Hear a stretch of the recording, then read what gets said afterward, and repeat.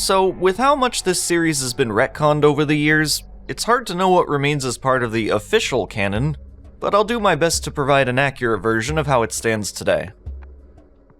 The year is 2063. Scientists have just completed research on an ancient Egyptian site known as Abu Simbel, which contains strange alien machinery with unknown purposes.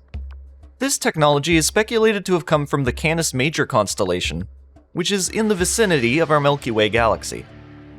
In this constellation exists the brightest star in our night sky, Sirius.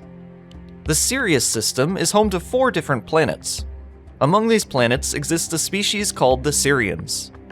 Syrians were intelligent bipedal creatures much like humans, although taller and void of any body hair.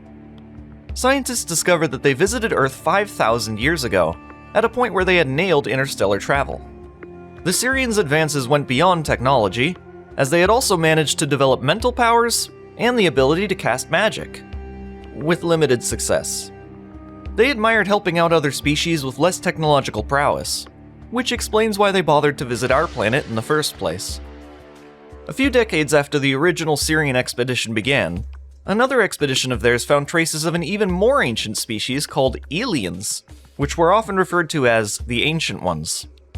These beings created huge empires spanning great areas of the galaxy for eons.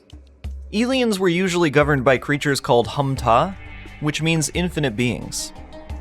At some point, the aliens created an empire known as the Ugta, meaning infinite death. The Syrians didn't leave us with any info about how that began, but refer to this as a curse for intelligent life in our galaxy.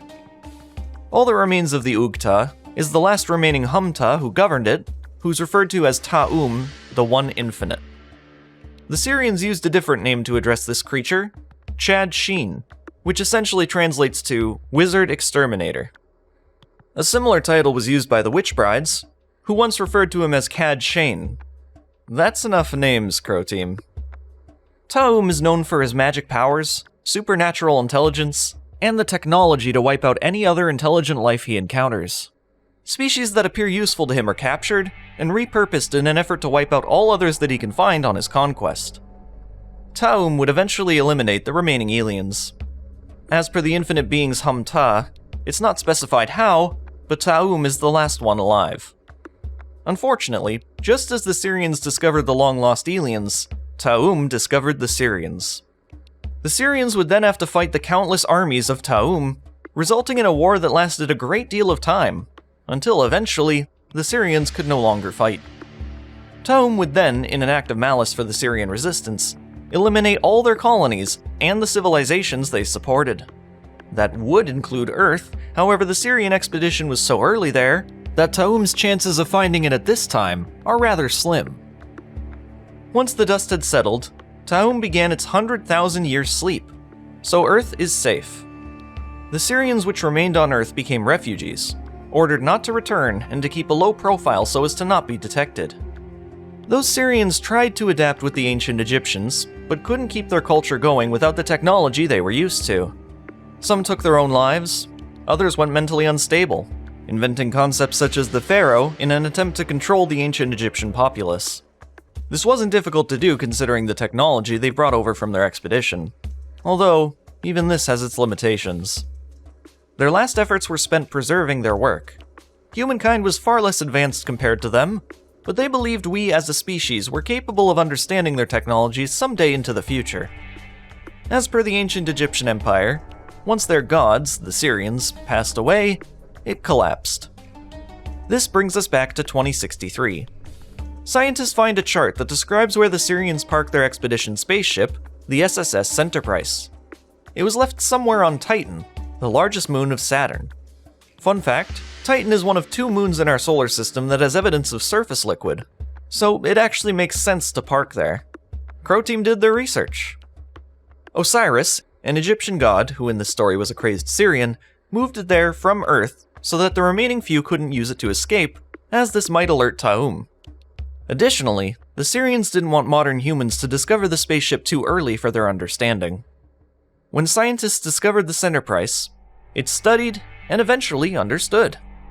Afterwards, humankind becomes able to expand well into the solar system, mining planets and setting up bases across the galaxy.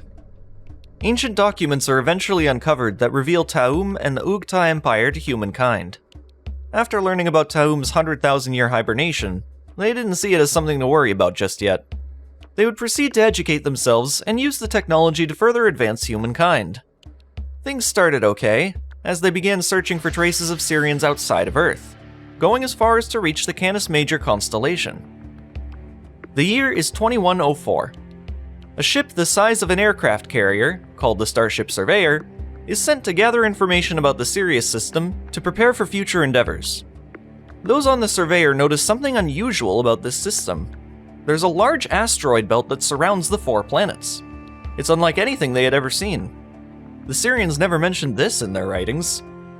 At this point, the Surveyor is so far from Earth that sending a signal back home would take them 16 years, so their options here are very limited. They could head back to the Alpha Centauri headquarters, but that would make this trip an expensive waste of money, so they decided to get a bit closer to investigate this unusual formation. They start by sending a shuttle down to explore one of the nearby asteroids. The captain of this ship, Sam Stone, had strange feelings about this endeavor, unsure of whether it was a good idea or not. Nonetheless, they land to discover an underground cave filled with machines of non-Syrian origin. This leads them to another discovery.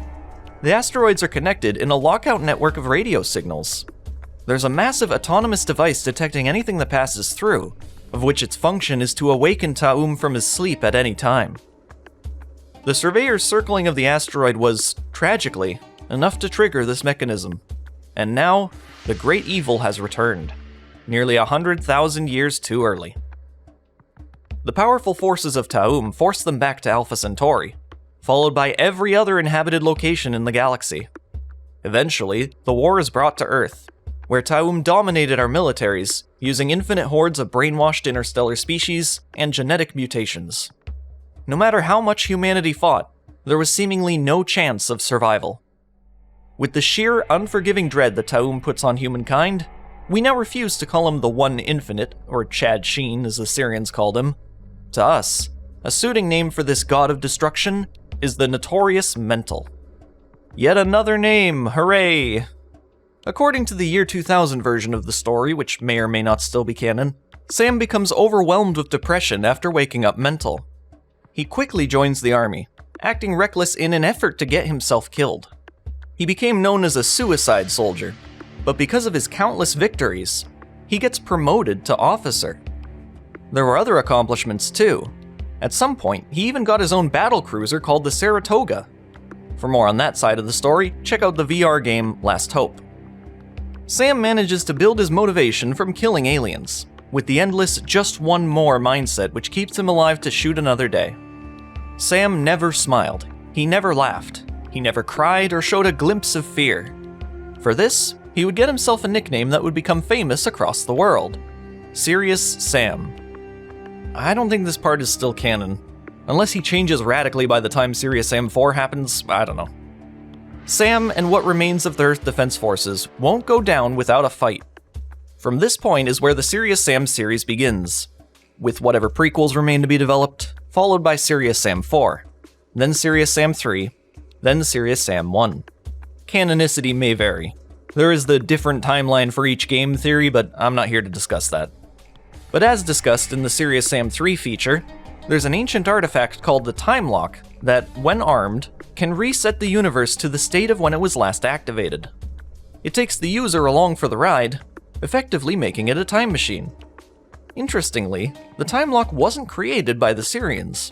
They discovered it elsewhere, then placed it on Earth to keep it safe from Mental. Unfortunately, the Syrians never found out who was responsible for the Time Lock's creation. It's 2113. As a last-ditch effort to prevent the impending destruction of humanity, the EDF sends Team Charlie into the Time Lock. But for one reason or another, probably being killed in action, Team Charlie goes missing. The remaining resistance is killed off, and now Sam is the last man on Earth. In Serious Sam 3, after Sam manages to power on the Time Lock, Mental realizes just how dangerous he is. Enough toying around. Just after defeating the vicious beast Ughzan IV, Sam jumps into the Time Lock. Immediately after which, Taum smashes our moon into Earth. completely destroying the planet. Mission accomplished for Mental. Or is it? There's just one last chance. Sam is brought 3,491 years into the past. It's now 1378 BC, at the same spot he entered from in Deir el-Bahri, Egypt. This is where Serious Sam the First Encounter begins.